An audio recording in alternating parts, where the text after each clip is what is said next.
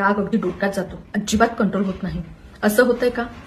राग येणं ही अतिशय स्वाभाविक भावना आहे, पण फ्रिक्वेंटली अनकंट्रोलेबल राग येणं स्वाभाविकही नाही आणि हेल्दीही नाही. म्हणूनच अँगर मॅनेजमेंट हा लाईफ स्किलचा अतिशय महत्वाचा पार्ट आहे. कसं करूयात? सकाळी उठल्याबरोबर स्वतःशी कमिट करूयात, आज दिवसभर मी कुणावरही रागवणार नाही, चिडणार नाही, शांतपणे आणि आनंदाने दिवस घालवेन. Commitment is half done. स्वतः शांतपणे दुसऱ्याशी संवाद साधूयात आणि तेवढ्याच शांतपणे नॉट जजमेंटल होऊन समोरच्याचं ऐकून घेऊयात.